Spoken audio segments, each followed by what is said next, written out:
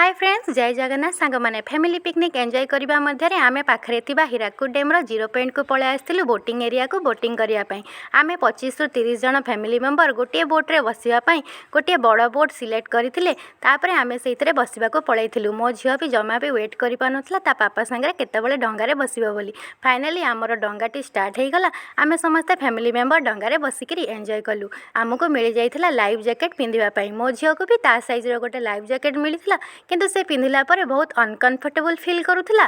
तापरे समस्त को पिंधिबार देखी ओ आमको सपोर्ट करी से भी सही जैकेट को पिंधि डंगा भितर पानी को एंजॉय करुला। पानी गुड़ी को एमती देखी मो झील बहुत खुशी है मामा पानी पानी बोली चिल्लाउला। तापरे प्रायतः आम घंटाए पूरा डैम भितर आमको बोटटी बुलेइला, सबू एरिया बुलेइला। पानी भितर थाई आम पूरा नेचर को एंजॉय कलु। पूरा नेचर देखा बहुत सुंदर लगुला।